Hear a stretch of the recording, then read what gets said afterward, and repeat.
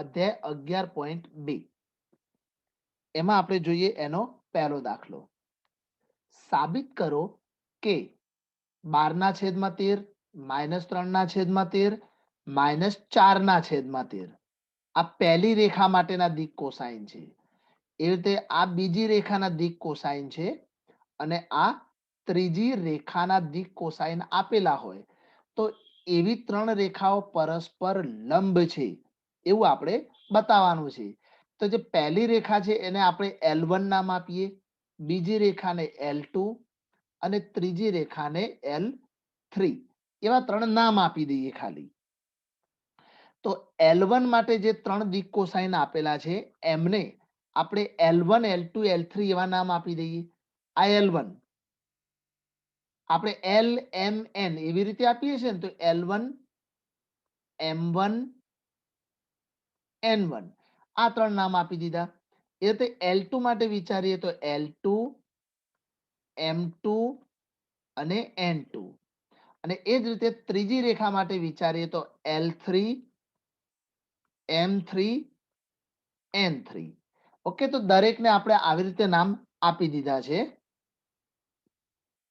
અહીંયા આપણી જોડે ત્રણ રેખાઓ છે એટલે ત્રણે ત્રણ રેખાઓના દિક કોસાઇન આપેલા છે.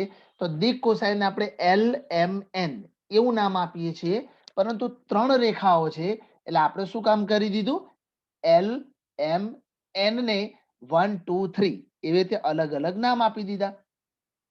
હવે સવાલમાં શું કીધું છે કે ત્રણ રેખાઓ પરસ્પર લંબ છે એવું કીધું છે. પરસ્પર લંબ એટલે L1 અને L2 આ બંને રેખાઓ એકબીજા સાથે લંબ હોવી જોઈએ. L2 અને L3 એ પણ એકબીજા સાથે લંબ હોવી જોઈએ અને L1 અને L3 પણ એકબીજા સાથે લંબ હોવી જોઈએ. તો ચાલો એવી રીતે સાબિત કરવું તો શું કરીશું, તો હવે L1 અને L2 માટે શું આ બંને રેખાઓ એકબીજા સાથે લંબ છે કે નહીં એ આપણે ચેક કરી લઈએ. ચાલો L1 અને L2 માટે તો શું કામ કરીશું, આપણે તો એક સૂત્ર બનાવીશું. આપણે જાણીએ છીએ કે બે રેખાઓ એકબીજા સાથે લંબ ક્યારે હોય, જ્યારે એમની ડોટ પ્રોડક્ટ 0 હોય. જ્યારે એમની ડોટ પ્રોડક્ટ 0 હોય તો અહીંયા L1 અને L2 દેખો, ફક્ત પહેલી બે રેખાઓની વાત કરવાની છે આપણે, L1 અને L2. તો એમના જે સહગુણકો બને L1 into L2 plus dot product કરીએ છીએ આપણે M1 dot M2 plus N1 dot N2. Okay, તો આપણે એમના ગુણાકાર કરી દઈએ. તો L1 અને L2 નો ગુણાકાર કરીશું તો 12/13. જો ઉપર લખેલું છે મેં L1 કોને કહેવાના અને L2 કોને કહેવાના, 4/13 પ્લસ હવે M1 M2 લઈએ તો -3/13 ગુણ્યા 12/13 પ્લસ -4/13 ગુણ્યા 3/13. ચલો હવે આમનો ગુણાકાર કરીને સરવાળો કરીશું. દેખો અહીંયા છેદમાં 13 ગુણ્યા 13 એટલે 169, અહીંયા બી 169, અહીંયા બી 169. તો બધાના છેદમાં ડાયરેક્ટ 169 ભેગા લખી શકાય એટલે લસા લેવાની જરૂર ના પડે. ઉપર 12 ચોક 48, અહીંયા 12 તરી 36 પણ કેવા -36 અને 3 ગુણ્યા -4 એટલે -12. તો 36 ને 12 48, -48 માં 48 ઉમેરો એટલે 0. તો ઉપર 0 અને નીચે ગમે તે શું થઈ જશે, બધું 0 થઈ જશે. તો આમની ડોટ પ્રોડક્ટ 0 થઈ ગઈ તો એનો અર્થ શું થઈ ગયો, L1 અને L2 લંબ છે માટે L1 લંબ L2 થઈ ગયું સાબિત. એવી જ રીતે હવે બીજું વિચારીશું. હવે L2 અને L3 માટે સૂત્ર સેમ ટુ સેમ લેવાનું, પરંતુ એ ગુણાકાર શું આવશે, L2 into L3 L2 into L3 plus M2 into M3 plus N2 into N3. આનો આન્સર તમે ઉપરનાની જેમ ગણશો ને તો બી શું મળશે તમને 0 મળશે. એ તમારે જાતે કરવાનું છે, માટે કહી શકાય કે L2 લંબ L3. અને છેલ્લે ત્રીજું પણ હજુ ગણવાનું છે તમારે. હવે L1 અને L3 માટે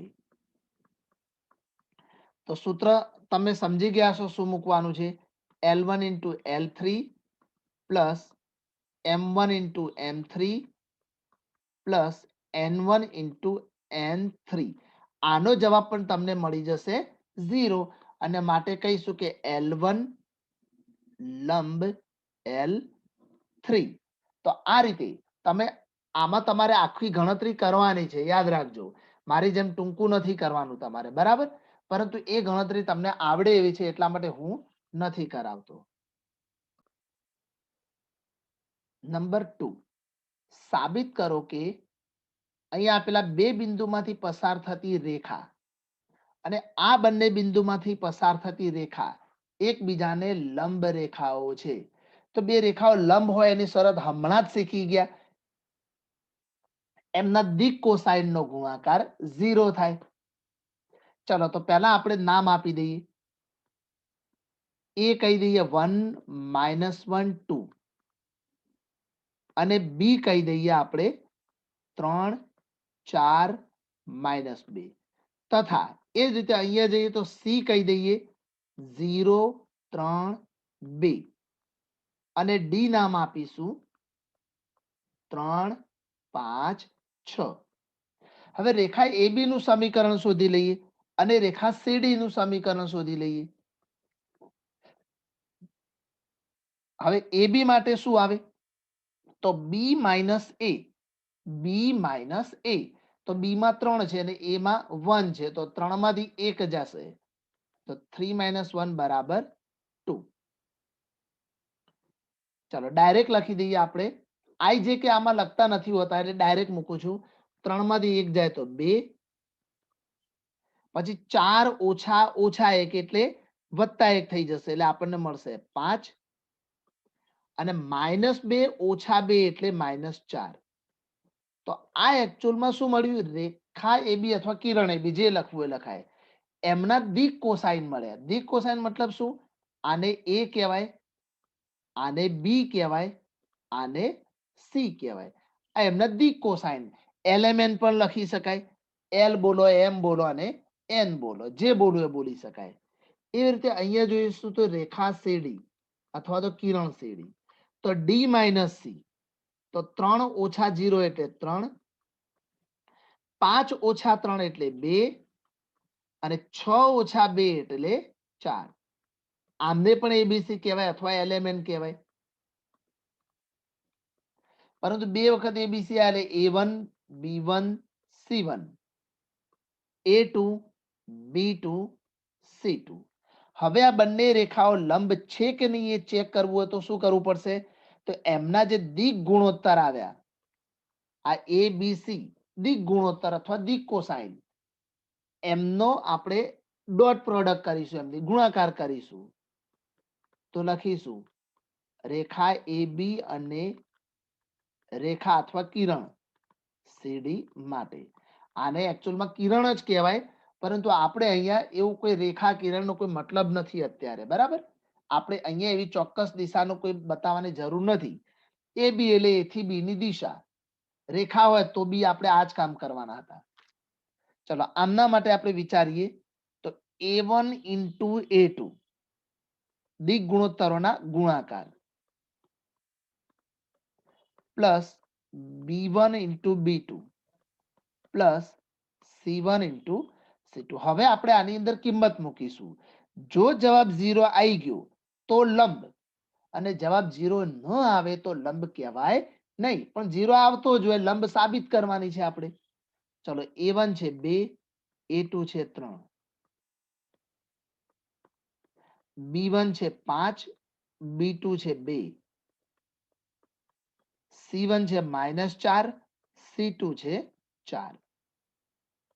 અહીંયા 3 દુ 6 વત્તા 5 દુ 10 અને -16. તો જવાબ થઈ ગયો 0. તો કહી શકાય કે અહીં અથવા તો માટે કિરણ AB અથવા તો રેખા AB લંબ કિરણ CD બંને એકબીજા સાથે લંબ છે અને માટે પહેલી રેખા અને બીજી રેખા એકબીજા સાથે લંબ છે એવું કહી શકાય. તમારે નામ આપવા તો આપી શકાય. આ રેખા L1 અને આ રેખા L2. તો છેલ્લે લખો લખવામાં સરળતા રહે એટલા માટે. બાકી રેખા AB રેખા CD પણ લખી શકો. માટે રેખાઓ L1 અને L2 એકબીજા સાથે લંબ છે.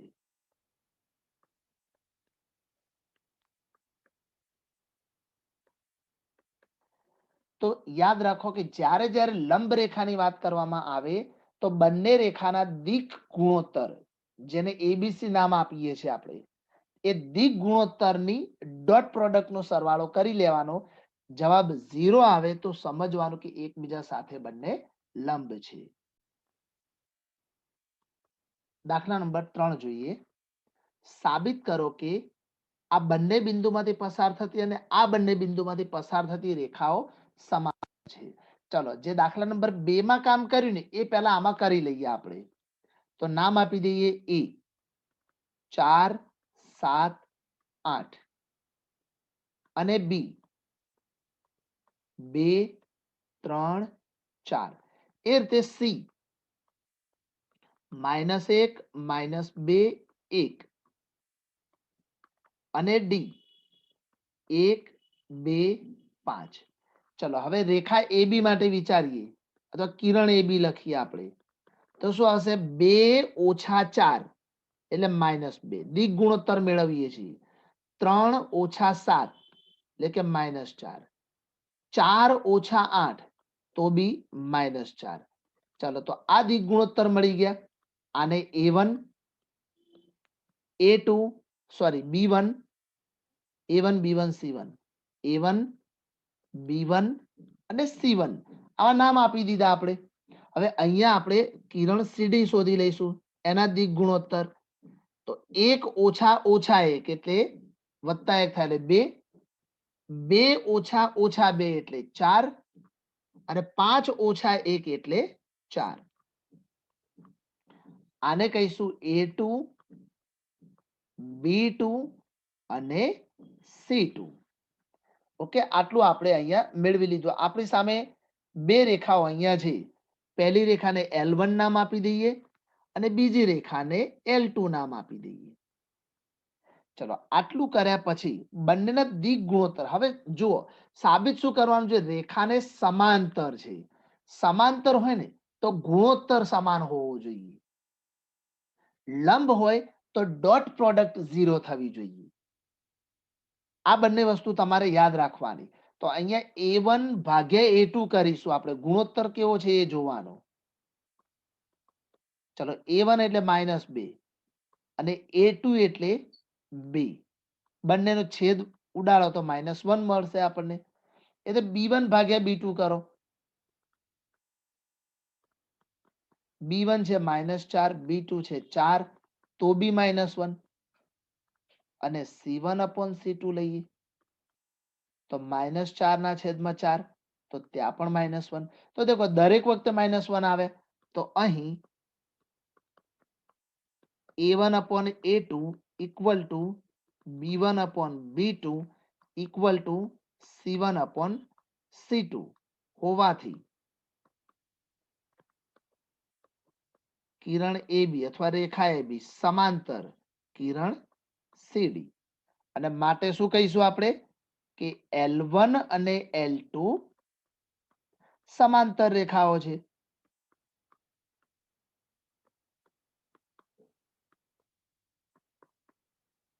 તો બંને દાખલામાં સેમ ટુ સેમ આવ્યું.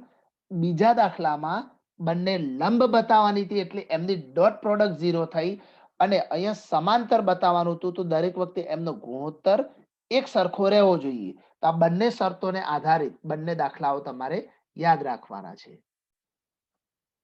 ચલો દાખલા નંબર 4 જોઈએ. બિંદુ 1 2 3 માંથી પસાર થતી અને સદિશ 3i cap plus 2j cap minus 2k cap ને સમાંતર રેખાનું સમીકરણ શોધો. સૌથી પહેલા રેખાનું સમીકરણ શોધવું હોય તો તમને સૂત્ર ખબર હોવી જોઈએ. તો રેખાનું સદિશ સમીકરણ બોલો અથવા એકલું સમીકરણ બંને એક જ છે. સમીકરણ સૂત્ર છે r vector equal to a vector plus lambda b vector. હવે એમાં જે એ વેક્ટર છે ને એ એકચ્યુઅલમાં શું છે, બિંદુની દિશા. જે બિંદુ આપ્યું ને એમાંથી પસાર થતી રેખાની દિશા કહેવાય. એટલે એ બિંદુ માટે વપરાશે. આ 1 2 3 આની ઉપરથી તમારે એક આઈ કેપ, પછી 2 હોય તો 2 જે કેપ અને 3 હોય તો 3 કે કેપ. આ જે મૂકીએ એને કહેવાય એ વેક્ટર. અને બી વેક્ટર એટલે શું?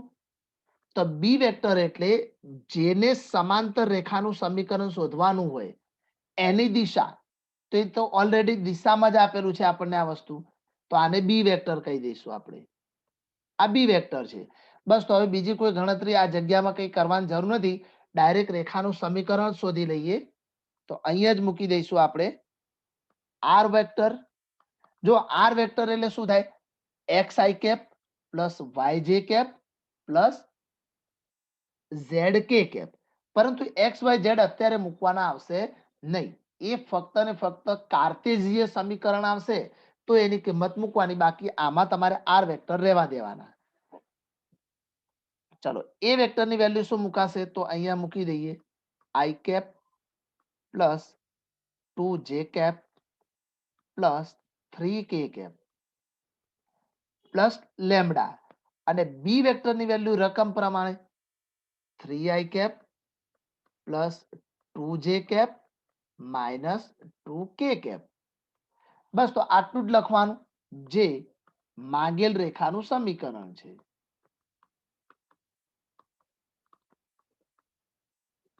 સૂત્ર આવડતું હોવું જોઈએ. સૂત્ર આવડે તો દાખલાઓ બહુ મજાના હશે. દાખલાઓમાં કઈ અઘરું એવું આવવાનું નથી. બસ એની દરેક વખતે સૂત્રોમાં થોડીક કરામત આવતી જશે જેમ જેમ આગળ જઈશું એમ એમ. અને એ તમારે યાદ રાખતા જવાનું છે. ચલો દાખલા નંબર 5. જેનો સ્થાન સદિશ 2i કેપ માઇનસ જે કેપ પ્લસ 4k કેપ હોય. હવે સ્થાન સદિશ એટલે બિંદુ એ જ ગણી લેવાનું તમારે. તો આ તમને મળી ગયો એ વેક્ટર 2i કેપ માઇનસ જે કેપ પ્લસ 4k કેપ હોય તેવા બિંદુમાંથી પસાર થતી. દેખો આ સ્થાન સદિશ આવો એવું બિંદુમાંથી પસાર થતી એટલે આ બિંદુ થઈ ગયું ને. અને દિશા આપી છે, જુઓ આ દિશા. તો આને કહીશું B vector I cap plus 2 J cap minus કે કેપ. આ દિશાવાળી રેખાનું સમીકરણ સદિશ અને કાર્ટેશિય સ્વરૂપમાં મેળવો. તો દેખો સદિશ સ્વરૂપ તો હમણાં હાલ આપણે આગળના દાખલામાં જે ગણ્યું એ સદિશ સ્વરૂપ હતું. તો ચલો પહેલા આપણે સદિશ સ્વરૂપનું કામ પતાવી દઈએ, પછી આગળ જોઈએ. તો રેખાનું સદિશ સમીકરણ. હવે એની ફોર્મ્યુલા તમને આવડી ગઈ હશે. R vector equal to a vector plus lambda b vector. આ થઈ જશે રેખાનું સદિશ સમીકરણ. હવે એ વેક્ટર આપણે ઉપર મૂકી દીધા છે, લખી દીધા છે 2i કેપ માઇનસ જે cap plus 4k cap plus lambda. અને બી વેક્ટરની જગ્યાએ શું આવશે એ લખી દઈએ આપણે. તો અહીંયા મળશે આપણને આઈ કેપ. ઉપરથી બી વેક્ટરની કિંમત મૂકીશું પ્લસ 2 જે કેપ માઇનસ કે કેપ જે રેખાનું સદિશ સમીકરણ છે. બસ આટલું જ લખવાનું છે. આમાં સૂત્રની અંદર મૂકવાનું જ છે. હવે આપણે કાર્ટેશિય સમીકરણ મેળવીશું આની અંદરથી. એમાં થોડુંક લખાણ આવશે. તો રેખાનું કાર્તેજીય સમીકરણ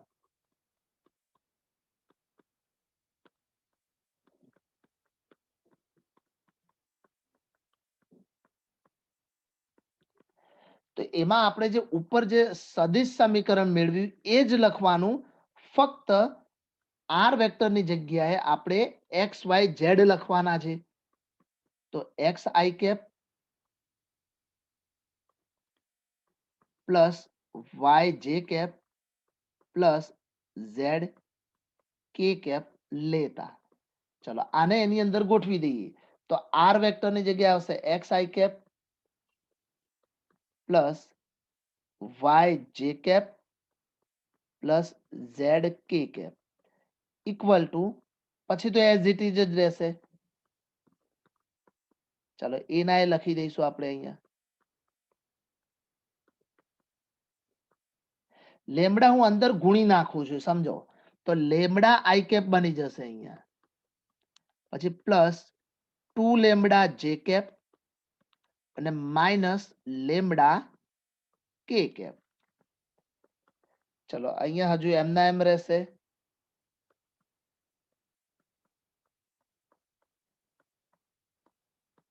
હવે આ બાજુ ધ્યાનથી જો, આઈ કેપ વાળા બે પદો છે, એમાંથી આઈ ને કોમન લઈ લઈશું આપણે. તો મળશે શું? 2 પ્લસ લેમડા આઈ કેપ.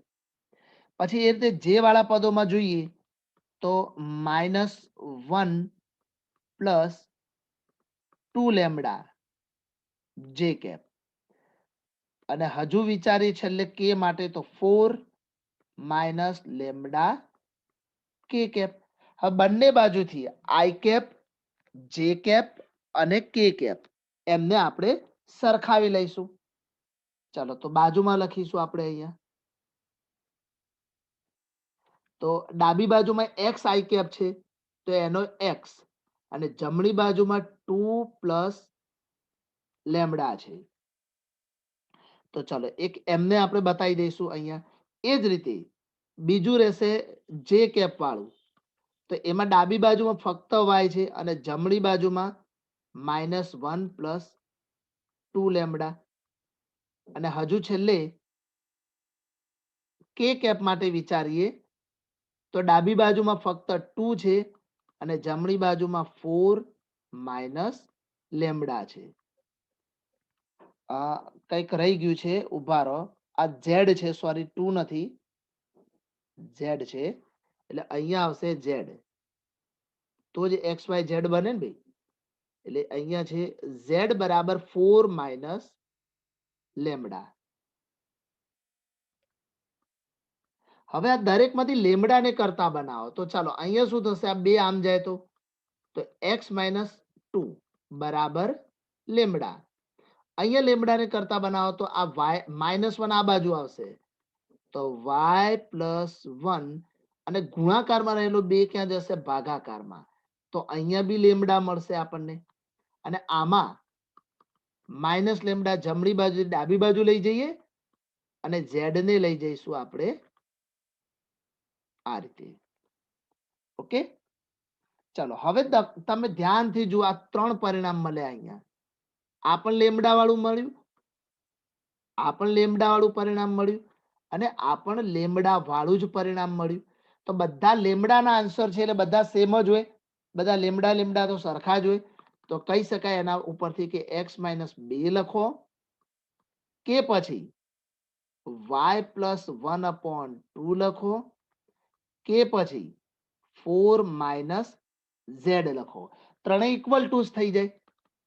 તો અહીંયા લખીશું આપણે છેદમાં કંઈ નથી તો 1, અહીંયા y+1/2. હવે યાદ રાખો, કોઈ દિવસ 4 માઇનસ ઝેડ ના ચાલે, z-4 લખવા પડે. તો એમાંથી માઇનસ કોમન લઈને એ માઇનસ આપણે નીચે આપી દઈશું, એટલે ઉપર થઈ જશે z-4. તો આ જે સ્વરૂપ મળ્યું એ રેખાનું કાર્તેજીય સમીકરણ છે. તો જે રેખાનું કાર્તેજીય સમીકરણ છે. તો આ રીતે રેખાનું આપણે કાર્તેજીય સમીકરણ મેળવી શકીએ છીએ. દાખલા નંબર 6 જોઈએ. એક બિંદુમાંથી પસાર થતી અને આપેલી રેખાને સમાંતર રેખા, જો એક વસ્તુ યાદ રાખો કે આ રેખા સાથે સમાંતર રેખાની વાત કરવામાં આવે તો એ જે બી રેખા હશે એની દિશા આના જેવી જેવી જ હશે, સેમ ટુ સેમ. કારણ કે બે સમાંતર રેખાઓની દિશાઓ આપણે સમાન ગણતા હોઈએ છીએ. તો આપણે ચાલો કોઈ બી એક રેખા એલ નામ આપી દઈએ, બરાબર. અને કયા બિંદુમાંથી પસાર થાય છે? તો આ બિંદુમાંથી પસાર થાય. અને જે બિંદુમાંથી પસાર થાય એને આપણે એ વેક્ટર કહીએ છીએ. આપણે વારંવાર જોઈએ છીએ. તો એના માટે આવશે એ વેક્ટર બરાબર -2 4 -5. અને જે દિશાની વાત કરીએ આપણે, એ દિશા એટલે બી વેક્ટર. તો રેખાની દિશા જેને કહીશું આપણે બી વેક્ટર. અને બી વેક્ટર એટલે જો આમાં જ્યાં નીચે દેખાય ને તમને એ બી સી, એ રેખાની દિશા હોય, ઓલવેઝ યાદ રાખજો. એને જ આપણે રેખાની દિશા કહીએ છીએ આપણે. તો એ આવશે આપણી જોડે 3 5 6. તો દેખો એ વેક્ટર ને બી વેક્ટર બંને તો મળી ગયા આપણને. હવે કાર્ટેશિયન સમીકરણ આગળના દાખલામાં જે રીતે મેળવ્યું એ રીતે પણ મેળવી શકાય અને ડાયરેક્ટ કામ કરવું હોય તો બી થાય. જુઓ, આપણે એલ નામ આપીએ તો રેખા એલ નું કાર્ટેશિયન સમીકરણ.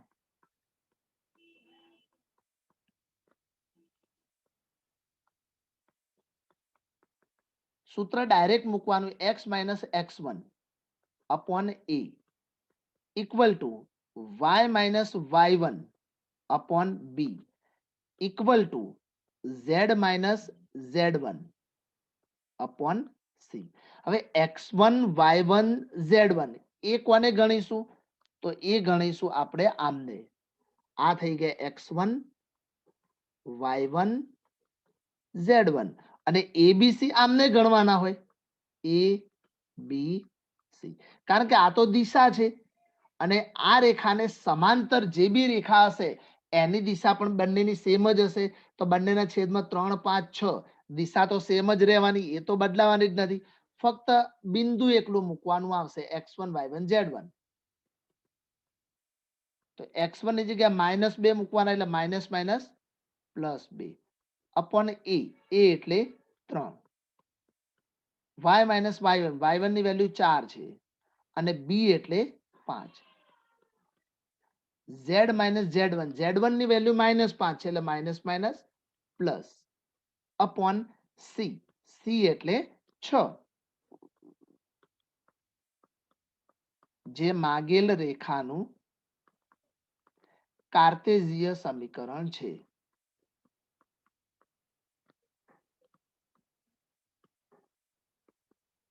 ચલો, તો આ રીતે આપણે દાખલાને ગણી શકીએ છીએ. ચલો, દાખલા નંબર 7 ની રકમ આપણે જોઈએ. રેખાનું કાર્ટેશિયન સમીકરણ આપેલું છે, સદિશ સ્વરૂપ લખવાનું છે. એકદમ સિમ્પલ થઈ ગયું. જો પેલા રેખાના સદિશ સ્વરૂપનું સૂત્ર શું છે એ જોઈ લઈએ આપણે. તો રેખાનું સદિશ સ્વરૂપ, સદિશ સ્વરૂપનું સૂત્ર આપણે જાણીએ છીએ કે r vector equal to a vector plus lambda b vector. હવે એ વેક્ટર એટલે બિંદુ અને બી વેક્ટર એટલે એની દિશા. યાદ રાખો, વારંવાર બોલું છું, એ વેક્ટર એટલે બિંદુ અને બી વેક્ટર એટલે દિશા. હવે અહીંયા જે કાર્ટેશિયન સમીકરણ હોય એમાં તમે જોશો તો અહીંયા જે આપ્યું છે આ 5 4 અને 6 એ બધા બિંદુના આયામ ઉપરથી આવેલા ઘટકો છે. અને જે છેદમાં છે જેને a b c કહીએ છીએ એ આપણી એની દિશા છે. તો ચાલો હવે એકચ્યુઅલમાં સૂત્ર પ્રમાણે જોવા જઈએ તો x - x1 એ રીતે સૂત્ર છે આપણું, એ આપણે જાણીએ છીએ. તો દેખો, બિંદુને આપણે a વેક્ટર કહીએ છીએ. તો અહીંયા x - 5 એટલે 5 છે એને આપણે શું કહી દઈશું અહીંયા x1. પછી y + 4 છે, પ્લસ ના હોવા જોઈએ, y માઇનસ હોવા જોઈએ. તો અહીંયા જો માઇનસ મૂક્યું તો -4 હશે એ જગ્યાએ બિંદુ. એટલે ઇન શોર્ટ તમારે નિશાન બદલીને મૂકી દેવાના અહીંયા બિંદુઓ.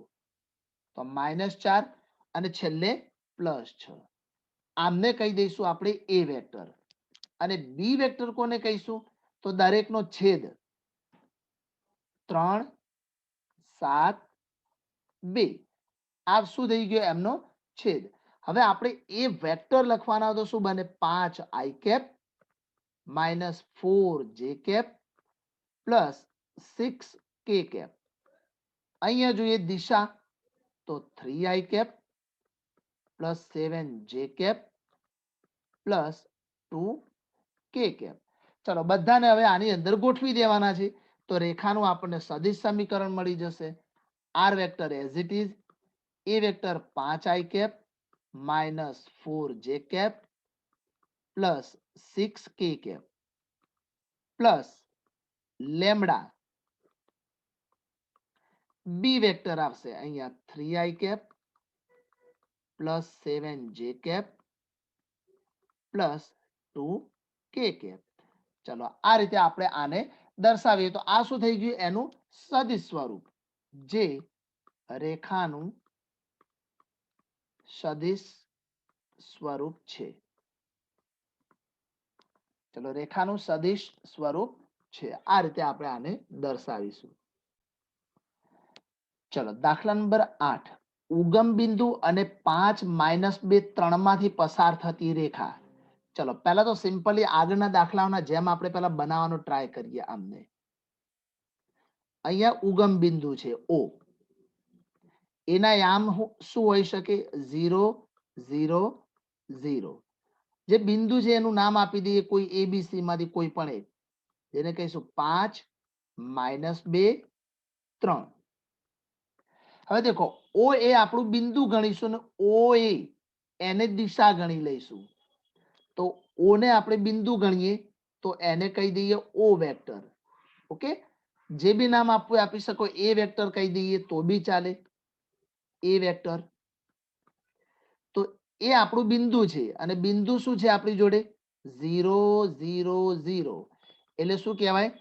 0 i કેપ પ્લસ 0 જે કેપ પ્લસ 0 કે કેપ. આ બિંદુ ને આમ મળી ગયા, એ વેક્ટર મળી ગયા આપણને. હવે ઓ એ વેક્ટર, જેને એકચ્યુઅલમાં આપણે દિશા બોલીશું એટલે કે બી વેક્ટર કહી દઈશું. ઓ એ બોલવું હોય તો 5 - 0 એટલે 5 -2 ઓછા 0 અને 3 ઓછા 0.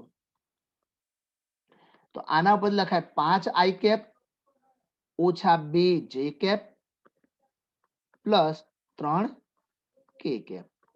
ચલો એ વેક્ટર ને બી વેક્ટર મળી જાય પછી તો રેખાનું સદિશ સમીકરણ હોય કે કાર્તેજીય સમીકરણ હોય એ બધું જ આપણે શોધી શકીએ છીએ. ચલો તો આપણે લખીએ રેખાનું સદિશ સમીકરણ.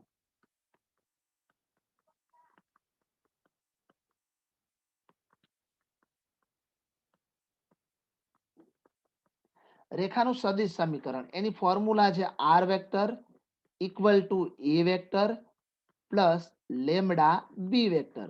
હવે તમે આનો એ વેક્ટર જોશો ને તો એકચ્યુઅલમાં 0 જ છે આ. એટલે અહીંયા તમે સરવાળામાં 0 ના લખો તો પણ ચાલે. તો આર વેક્ટર બરાબર 0 લખવાની જરૂર નથી.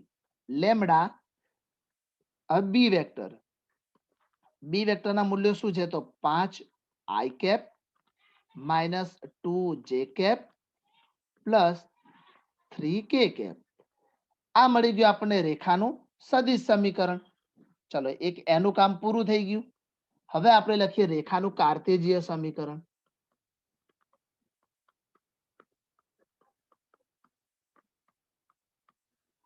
તો હમણાં આપણે સૂત્ર શીખી ગયા x - x1 upon a, y - y1 upon b અને z - z1 અપોન c. હવે દેખો x1 y1 z1 એ બિંદુના યામ છે તો ત્યાં 0 0 0 છે. જુઓ આ x1 y1 z1 આમને કહેવાય a b c, એ દિશાના ઘટકો છે. તો આની અંદર ગોઠવી દઈશું એમને આપણે. ચાલો તો અહીંયા મુકાશે x - x1 એટલે કે 0. a નું મૂલ્ય છે 5, y1 નું મૂલ્ય પણ 0 છે અને b આવશે -2, Z1 નું મૂલ્ય પણ 0 છે અને C આવશે 3. તો લખીશું x છેદમાં 5 y છેદમાં -2 અને z છેદમાં 3 જે રેખાનું કાર્તેજીય સમીકરણ છે.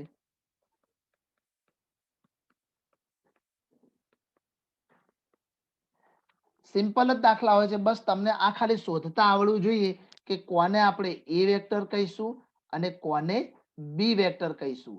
એ વેક્ટર એટલે બિંદુ અને બી વેક્ટર એટલે રેખાની દિશા. ચલો દાખલા નંબર 9 જોઈએ. હમણાં જે કામ કર્યું સેમ ટુ સેમ, બે બિંદુમાંથી પસાર થતી રેખાનું સદિશ અને કાર્તેજીય સમીકરણ.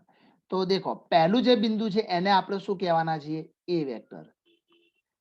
3 -2 -5 એટલે લખીશું 3i cap -2j cap -5k cap. એ રીતે બીજું બિંદુ માઇનસ પહેલું બિંદુ એને બોલીશું આપણે બી વેક્ટર દિશા. તો શું લખીશું? અહીંયા 3 - 3 એટલે 0 -2 -+ 2 એટલે એ શું થઈ જશે? એ પણ 0 અને 6 - 5 એટલે 6 + 5 થશે એટલે ત્યાં મળશે આપણને 11. એટલે 0i કેપ વત્તા 0j કેપ વત્તા 11k કેપ. તો આ રીતે બી વેક્ટર પણ મેળવી લઈશું આપણે. હવે ડાયરેક્ટ સદિશ સમીકરણ રેખાનું તો લખીએ રેખાનું સદિશ સમીકરણ. ચલો પહેલા એની ફોર્મ્યુલા શું છે? તો આર વેક્ટર બરાબર એ vector plus lambda b vector. દેખો આની જગ્યાએ તમે એવું પણ બતાવી શકો કે એ vector plus lambda b vector minus એ વેક્ટર. અહીંયા કૌંસમાં બી વેક્ટર માઇનસ એ વેક્ટર. જ્યારે ફોર્મ્યુલા શીખવાડી એમાં એ જ વસ્તુ શીખવાડી હતી, પરંતુ મેં અહીંયા બી માઇનસ એ કરીને જ ડાયરેક્ટ આપણે દિશા બતાવી દીધી. જુઓ, એટલે હવે ડાયરેક્ટ અહીંયા બી વેક્ટર જ મૂકીશું આપણે. ઇન શોર્ટ તમારી જોડે જે લેમડાની જોડે હોય એ બે બિંદુમાંથી પસાર થતી રેખાની દિશા હોય, આટલું તમારે યાદ રાખવાનું. તો અહીંયા આર વેક્ટર બરાબર એ વેક્ટર. એ વેક્ટર એટલે શું છે આપણી જોડે? અહીંયા જોઈ શકીએ 3i cap -2j cap -5k cap. આને કહી દઈશું આપણે એ વેક્ટર પ્લસ લેમડા અને બી વેક્ટરની દિશા શું છે? તો દેખો 0 0 લખવાની કોઈ જરૂર નથી, direct 11k cap 11k cap જે રેખાનું સદિશ સમીકરણ છે.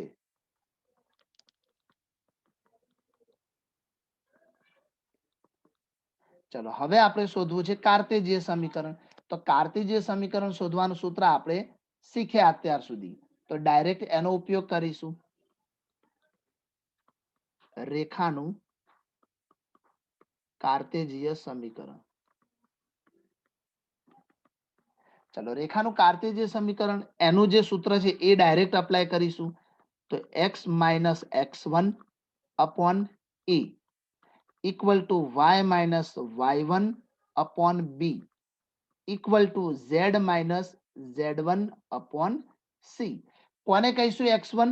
તો આને કહીશું x1, આ y1, આ z1. આને કહીશું a, આ b અને આ c. ચલો x - x1, x1 ની વેલ્યુ 3 અને અપોન a નું મૂલ્ય 0 છે. પછી y - y1, y1 એટલે -2 છે, તો અહીંયા થશે -2 upon 0. z - z1, z1 નું મૂલ્ય -5 છે એટલે +5 થશે અહીંયા. અને અપોન c, c નું મૂલ્ય 11 છે જે રેખાનું કાર્તેજીય સમીકરણ છે.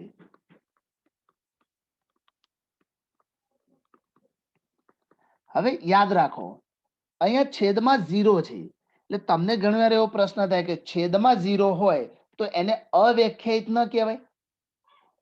તો આપણે કોઈ સંખ્યાનું જ્ઞાન નથી મેળવતા અહીંયા, મતલબ કે આપણે કોઈ વાસ્તવિક સંખ્યાની વાત નથી કરતા. આ જે છેદમાં છે 0 0 11 એ ફક્ત રેખાની દિશા બતાવે છે. એટલે અહીંયા અવ્યાખ્યાયિત પદ છે કે નહીં એ વસ્તુ તમારે વિચારવાની નથી. એટલે છેદમાં 0 આવતો તો 0 તમારે લખવાનો રહેશે. ઓકે, કારણ કે એ રેખાની દિશા દર્શાવે છે. જો દાખલા નંબર 10 નો પહેલો, બે રેખાઓ વચ્ચેના ખૂણા શોધવાના છે. અહીંયા બે રેખાઓના સમીકરણ આપ્યા છે. આ પહેલી રેખા છે અને આ બીજી રેખા. બંને રેખાના સમીકરણ આપી દીધા છે અને આ બંને રેખાઓ સમતલમાં કે જ્યાં બી પસાર થતી હોય તો એ બંને વચ્ચે કેટલાનો ખૂણો રચાય એ આપણે અહીંયા શોધવાનું છે.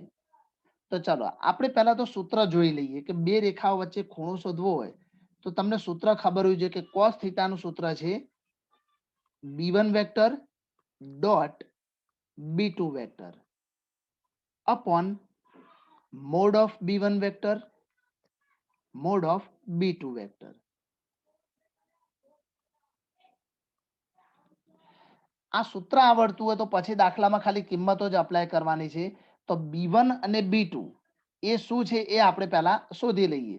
તો જે પહેલું સમીકરણ છે એમાં તમે જાણો છો કે આગળ બિંદુ હોય આને એ વેક્ટર કહેવાય આ બંનેમાં, અને જે લેમ્બડા અને મ્યુ ની જોડે આપ્યું છે એને બી વેક્ટર કહેવાય, એ આપણે જાણીએ છીએ. તો આ જે પહેલું છે એ b1 વેક્ટર ગણી નાખીશું અને જે બીજું છે એને કહીશું b2 વેક્ટર. એટલે b1 અને b2 બંને મળી ગયા છે આપણને. બસ એમને ફક્ત આમની અંદર સૂત્રની અંદર ગોઠવવાના છે આપણે. તો ચાલો એ સૂત્રની અંદર હું ગોઠવીશ. અહીંયા cos થીટા બરાબર b1 વેક્ટર, તો એના ઘટકો ખાલી લખીશું આપણે 3i cap plus 2j cap plus 6k cap dot b2 vector, તો આ બીજા પરિણામમાંથી i cap plus 2j cap plus 2k cap upon એમનું માન.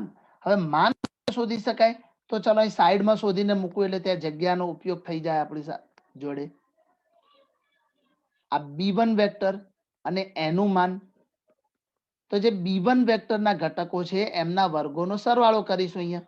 તો અહીંયા 3 છે, જુઓ તો 3 નો વર્ગ 9, 2 નો વર્ગ 4 અને 6 નો વર્ગ 36.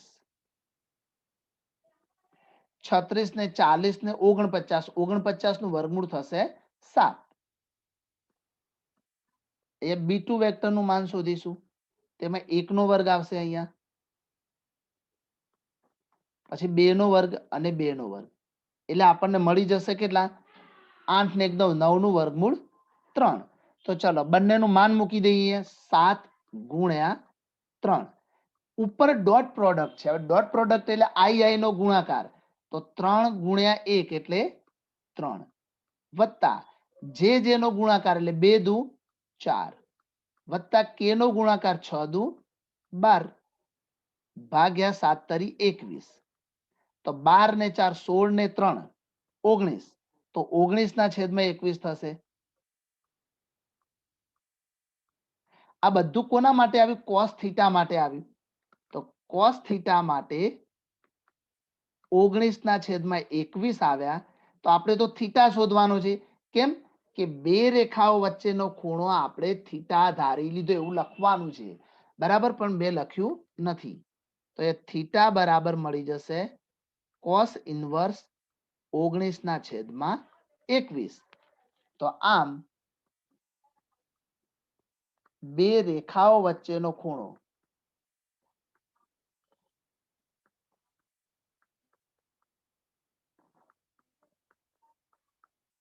cos ઇન્વર્સ 19 ના છેદમાં 21 છે.